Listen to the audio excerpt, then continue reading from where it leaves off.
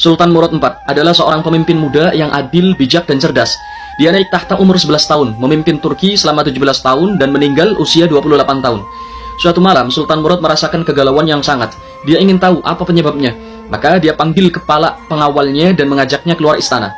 FYI, di antara kebiasaan sang sultan adalah melakukan belusukan di malam hari dengan cara menyamar, bukan bawa kamera kayak di India.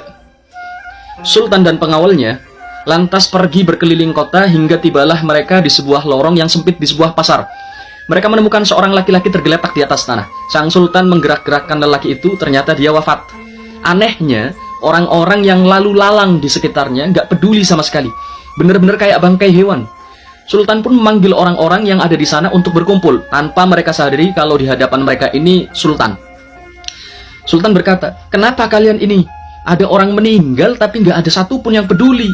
Orang-orang pun menjawab, "Kami nggak sudi menyentuh jenazah ini. Dia itu zindik, tiap hari mabuk dan berzina." Sultan berkata, "Tapi bukankah dia umat Nabi Muhammad?" Semua terdiam. "Ayo, bantu aku mengangkat jenazahnya ini dan antarkan ke rumahnya." Mereka pun membawa jenazah itu ke rumahnya. Setelah sampai, orang-orang langsung pergi begitu saja, nggak peduli. Begitu pintu diketuk, keluarlah istrinya. Dia menangis sejadi-jadinya melihat suaminya itu telah meninggal. Dalam tangisnya, si istri berkata, "Yarhamukallah ya waliyallah, ushhidu annaka waliyun min awliyaillahi salihin." Semoga Allah merahmatimu, wahai kekasih Allah. Aku bersaksi bahwa kamu ini kekasih Allah yang soleh. Nah, mendengar ucapan perempuan itu, Sultan Murad heran. Wali, kekasih Allah.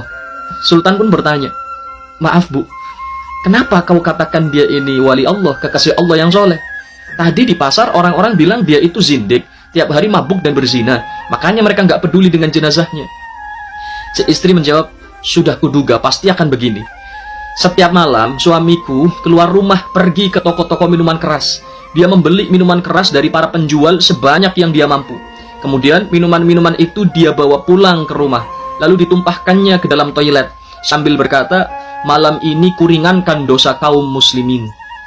Dia juga selalu pergi menemui para pelacur, memberi mereka uang dan berkata, 'Malam ini kalian sudah kubayar, jadi tutup pintu rumahmu sampai pagi.'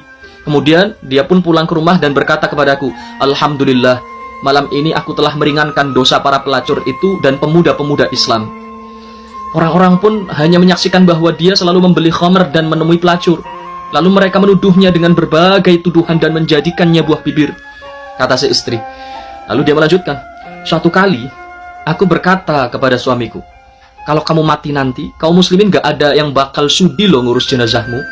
Dia pun hanya ketawa. Dia berkata, 'Jangan khawatir. Kalau aku mati nanti, aku akan disolati oleh sultannya kaum muslimin, para ulama dan para wali.'" Nah, setelah mendengar cerita dari sang istri itu, Sultan Murad pun menangis dan dia berkata, "Benar. Demi Allah, aku adalah Sultan Murad dan besok pagi kita akan memandikannya, menyolatkannya dan menguburkannya."